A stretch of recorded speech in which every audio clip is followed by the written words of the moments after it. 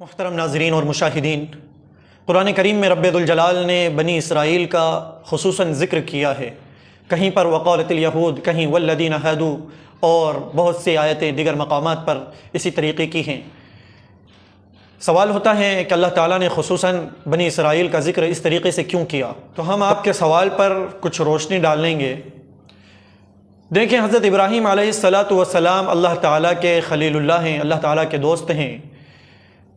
حضرت ابراہیم کے دو بیٹے تھے، نمبر 1 حضرت اسحاق علیہ السلام، نمبر 2 حضرت اسماعیل علیہ السلام۔ حضرت اسحاق علیہ السلام ملک شام جہاں بیت المقدس ہے ان کو وہاں رکھا گیا۔ پھر حضرت اسحاق علیہ السلام کے بیٹے حضرت یعقوب علیہ السلام ہیں، جن کا دوسرا نام اسرائیل ہے۔ اسرائیل یہ عبرانی زبان کا نام ہے جس کے معنی وہی ہیں جو معنی عبداللہ کے ہیں، یعنی اللہ کا بندہ۔ دوستوں، حضرت یعقوب علیہ السلام حضرت یوسف علیہ السلام اپنے بیٹے کے پاس چلے گئے مصر، جہاں آپ کی نسل خوب پھیلی پھولی، جنہیں بنی اسرائیل کہا جاتا ہے۔ اس سے معلوم ہوا کہ بنی اسرائیل یہ یعقوب علیہ السلام کی اولاد ہے، حضرت یعقوب علیہ السلام کی نسل ہے۔ جب یعقوب علیہ السلام کا انتقال ہو گیا، تعالیٰ نے موسیٰ علیہ السلام کو بھیجا۔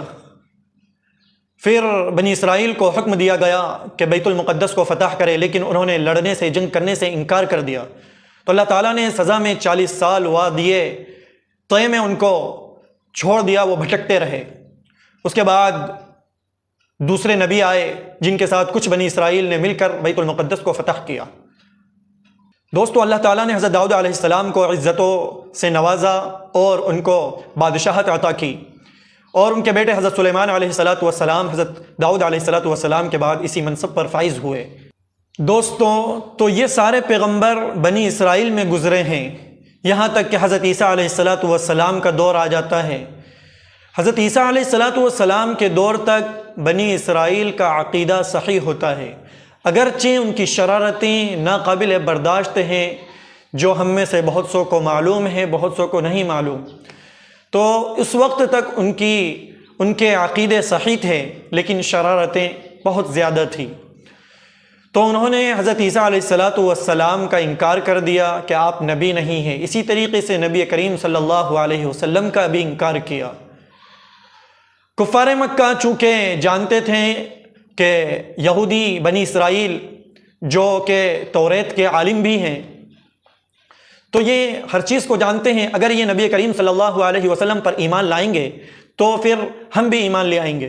تو رب ذوالجلال نے قرآن میں کیا کہا کہ تم نبی کریم صلی اللہ علیہ وسلم پر ایمان لے آؤ، تاکہ تمہیں دیکھ کر کفار مکہ اور دوسرے لوگ بھی ایمان لے آئیں، اور اس کا کریڈٹ تمہیں جائے، یعنی بنی اسرائیل کو جائے۔